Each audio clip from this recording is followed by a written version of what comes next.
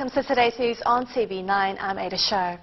In today's local news, the new money management system for teenage welfare is being criticised not enough for their other essential needs, while the results of national standards were released last Friday. And more relief for drivers as petrol and diesel prices have both gone down. American Defence Secretary Leon Panetta has left the country after a significant visit, but not before saying that the US would still like to see New Zealand change its nuclear-free policy. Christy Zhao reports. As the first U.S. Secretary of Defense to visit New Zealand since 1982, Leon Panetta's trip down under has certainly been significant. Symbolic, too, of a thawing relationship between the two countries, broken down because of New Zealand's anti-nuclear stance. Panetta's visit has seen a softening of U.S. policy on New Zealand Navy ships, in place since our government banned nuclear warships from our waters in 1985. But as a parting shot, Panetta also made it clear that America still wants to see us change our nuclear-free stance, something experts say is highly unlikely. The New Zealand government, for the foreseeable future, will continue to hold to that policy. And they will recognise that that means that New Zealand won't be able to have a full, formal alliance relationship with the United States. The two countries have shown in recent years that they can have a closer defence relationship even without a formal alliance relationship. Panetta has even said that the removal of restrictions on New Zealand vessels is a reward for our commitment in Afghanistan, where 10 New Zealand soldiers have died, 5 of them in recent weeks. But Robert Eisen says the relationship is more complex than that. It's America's concerns about China in Asia and the growth in China's power that has made it more necessary in Washington's eyes to develop a closer relationship with New Zealand and other partners in the Asia Pacific. The two countries have agreed to work around the nuclear roadblock and a renewed commitment to cooperate more in the Asia Pacific region. Christy Zhao, 9 News. KiwiRail has announced it will cut 20% of its infrastructure and engineering workforce, with the loss of 158 jobs by the end of next month. KiwiRail says the redundancies were 23 fewer than initially planned when it reviewed in June that it was reviewing its resourcing levels. A new money management system for teenage beneficiaries is being criticised as not taking good enough care for those who need it. Christy Zhao has more.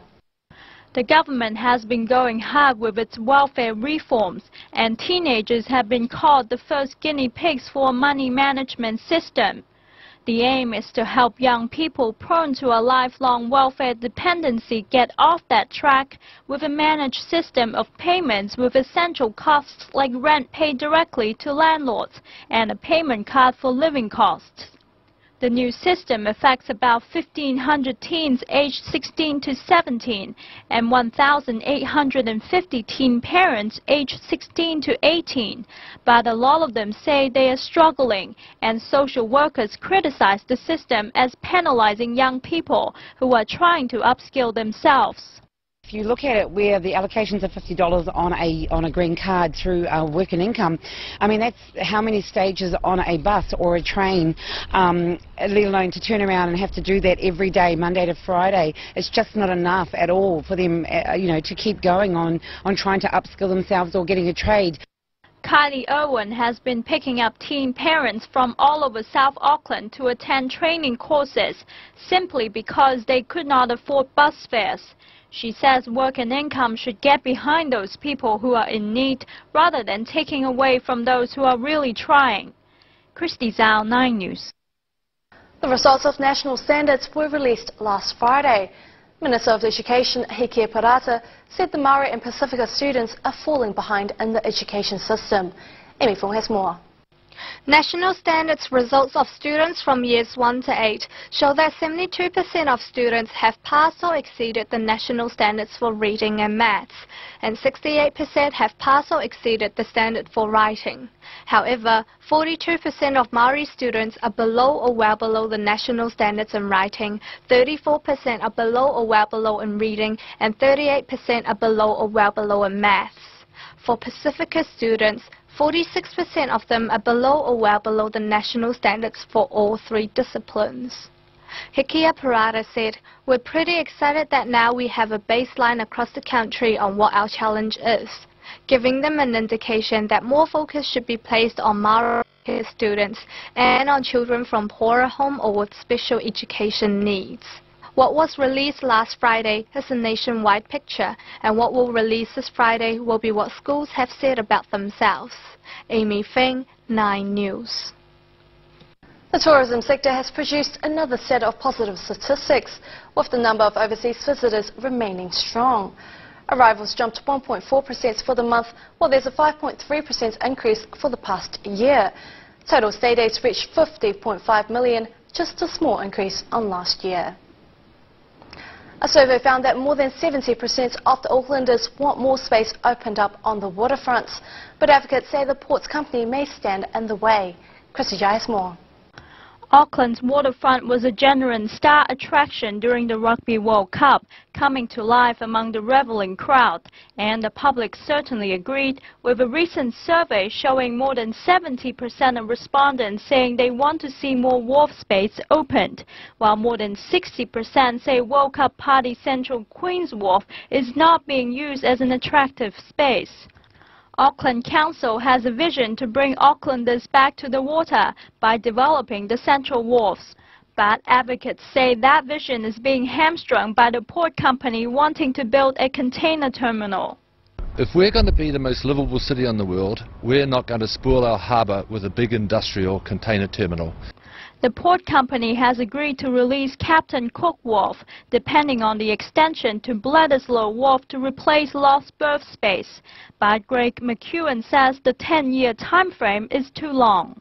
They have a job to do, which is provide port facilities for New Zealand's trade, and we are totally respectful of that. You know, we wouldn't want to see anything that harmed New Zealand's trade. But we think there are other options rather than do this large expansion. McEwen says the city needs a 50 to 100-year plan for the development of the waterfront to be able to catch up to cities like Sydney. A consultant report is underway for the council to look at how port needs could be met in the Upper North Island, and it will be released in December. Christy Zhao, 9 News. Refined products prices have steadily declined over the last week, and the New Zealand dollar has remained strong, allowing petrol prices at BP station to reduce. Amy Fong reports. Petrol prices were near record level last week, but BP station has had their second consecutive price drop yesterday. The price of petrol has dropped by 3 cents per litre, and the price for diesel has also dropped by 2 cents per litre. Prices at most BP-owned service stations are now 241.9 cents per litre for 91 unleaded, 222.9 cents per litre for 95 unleaded, and 155.9 cents per litre for ultimate diesel. A customer at BP station is pleased to hear about the reduction in petrol prices. I think it's good, but it keeps on fluctuating, so if they just steadied it out, I think it'd be a lot better. Maybe reduce the tax on it, because it's heavily taxed in New Zealand. Marketing and Communications General Manager of MTA, Ian Stronach, says that the petrol prices are at a reasonable price right now. I think it's a fair price, let's put it like that.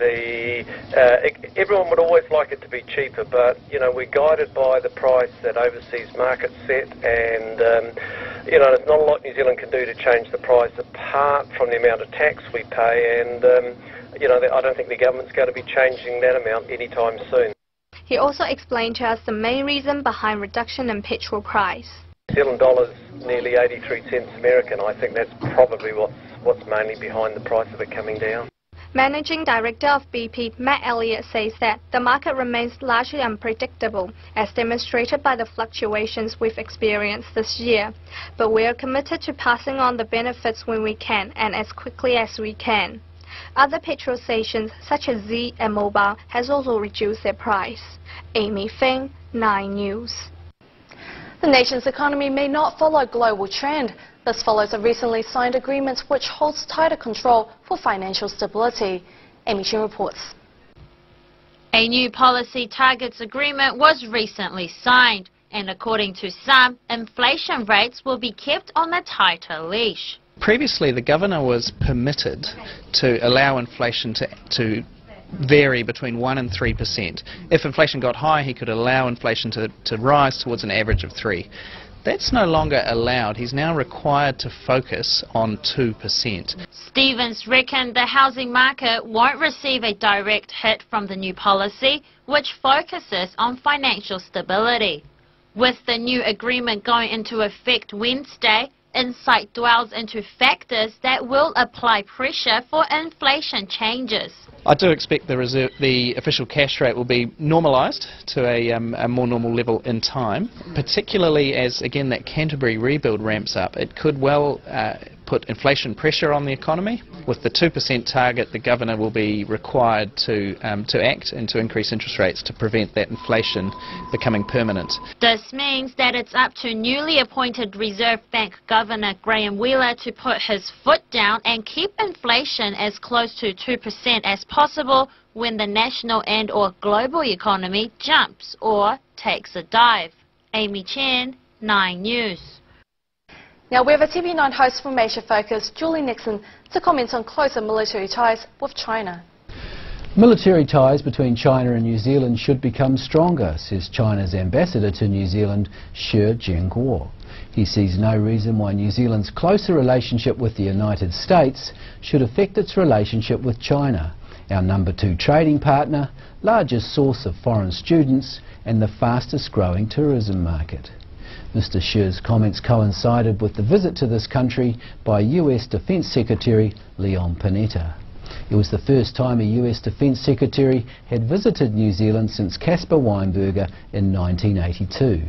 Back then, before New Zealand's anti-nuclear legislation ended the ANZUS Treaty for New Zealand, the topic on the agenda was the now-defunct Soviet Union. This time, it was China. Our Foreign Minister agrees that there is potential for greater military-to-military relations between New Zealand and China.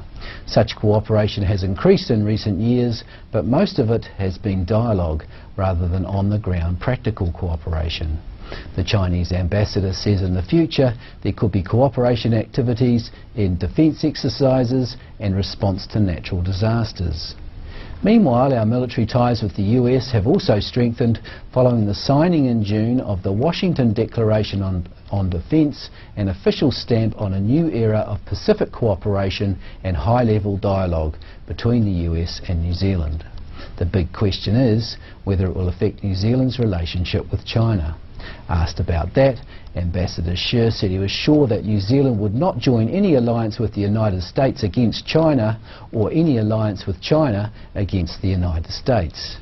Economic and trade cooperation with China has skyrocketed since the Free Trade Agreement was signed in 2008, and next week marks the 40th anniversary of diplomatic relations between the two countries. There is much to celebrate, but clearly there's also a tightrope that New Zealand must walk in its relations with the two superpowers. Thank you, Julian. Now let's take a short break and we'll be back shortly. Welcome back, you're watching 9 News. Moving on.